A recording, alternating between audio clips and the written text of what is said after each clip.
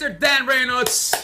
Thank you, my friend. Where are you now on the planet? I'm at my home here in Las Vegas. This is actually right where I record almost all our songs. This is where all the demos begin, is right here, just at my house.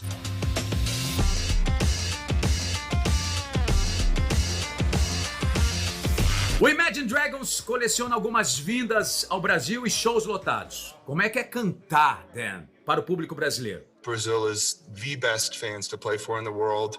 Anytime I go there, it feels like I'm going home. Being on that stage, there's nothing like it. There is no experience around the world, no festival that I look forward to more than when I'm playing at Brazil, whether it's Lollapalooza, Rock in Rio. It's my favorite memories. It feels like home for me in so many ways. I love the people of Brazil. They've been so fantastic to the band, and I can't wait to get back. E no Rock in Rio 2019 deu pra ver que você estava muito emocionado. Você disse ao público lá no dia que o seu pai morou 2 anos aqui no Brasil. O que é que você aprendeu, que seu pai te ensinou sobre nós aqui do Brasil? It was more about the culture, the people, the passion, the humility.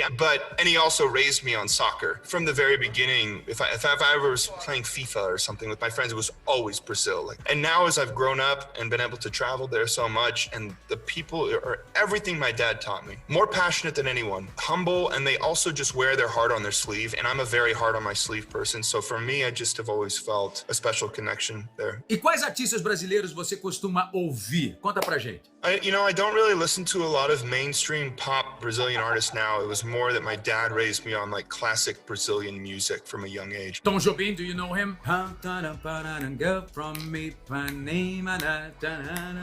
Every Sunday I would go into the family room and my dad would put on Brazilian records and we would just listen. It was very much that, like bossa nova and like stuff like very like culturally, like there's so much of percussiveness in Imagine Dragons that I really do attribute to growing up on Brazilian music. Because we're such a rhythmic band, I believe that it partially comes from what I listened to, when I was young with my dad. Em 2019, antes mesmo da pandemia, vocês anunciaram que faria uma pausa na carreira para se dedicar mais à família.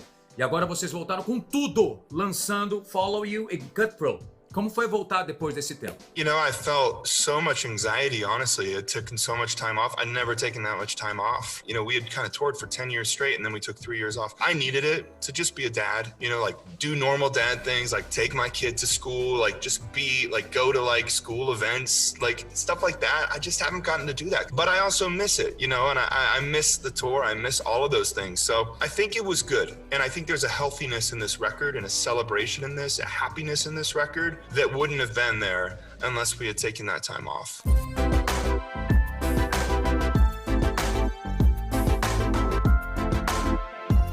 It was a surprise for the Killers.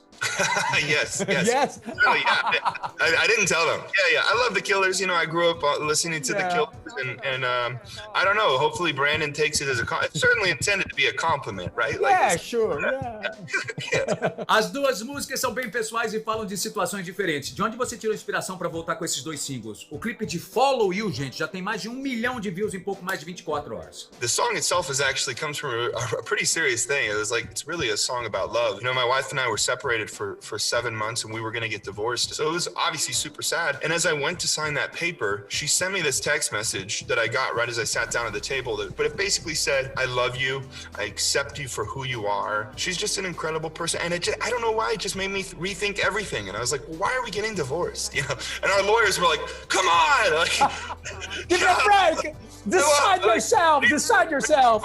Yeah, crazy artist. But we just stood up and we left and we went to lunch and we realized like, we want to be together. And then we had another kid. The song is about coming back together. It's about loyalty. It's about love. It's about accepting people for who they are and being there for the lowest lows, the highest highs. It's about loyalty, which is such a beautiful concept. A gente sabe que a causa LGBTQIA+, é muito importante para você. Mas em qual momento da sua carreira você decidiu usar a voz como instrumento em defesa da causa? We're all born innately to love and accept and celebrate everyone. But then we're taught these principles that are false principles by the world that are saying, well, you should love someone if this, and this, and you should tell people how to live. No, that's not something a child is born with. And your pure, good heart, your innocence that understands so much more than grown adults. Yeah. So my parents taught it to me from a young age, and I've always believed it. I've always known it in my heart.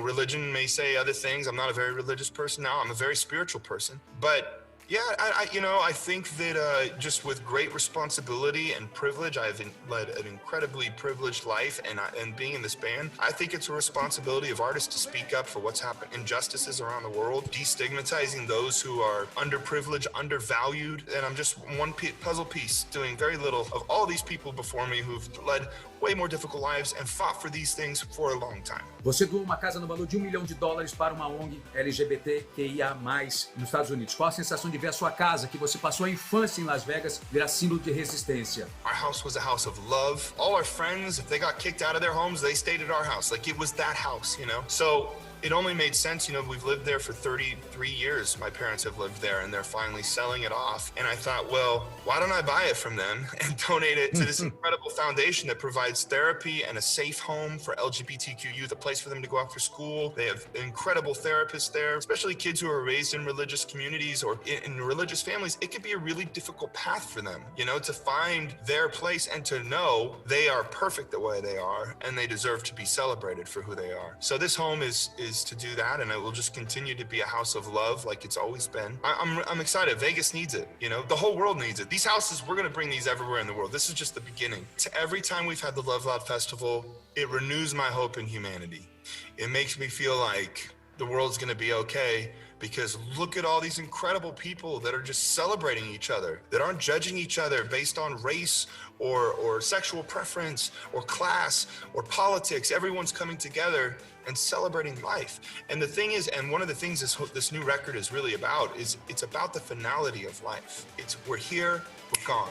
Like that. But we're here for a minute. Let's love each other. Let's stand up for injustice. Let's celebrate. Let's sing together. Let's dance together. This record is about celebration. E os fãs brasileiros já podem sonhar com uma visita depois que tudo isso passar? I will tell you, since we put out these singles, there's a record coming very soon. I can tell you that. And there's a world tour coming soon. I've said this a million times. You can look at all the interviews throughout the year. I don't say this to everybody. Brazil is the greatest place to play in the world. I tell this to all my friends in bands. If you get the chance to go to Brazil, you're going to be blown away. These fans are the most passionate. It's literally everything this record is about, which is people who celebrate life. People who aren't thinking about, well, what do others think of me? Is this cool? Brazilians, for me, feel like people who just celebrate every day. In the name of Brazilian people, thank you very much. To the people of Brazil, to our fans, I just want to say thank you for years now of being so incredibly supportive. I see your messages. I cannot wait to come and be back on the stage with you. Thank you, and I love you. All right, take care, man.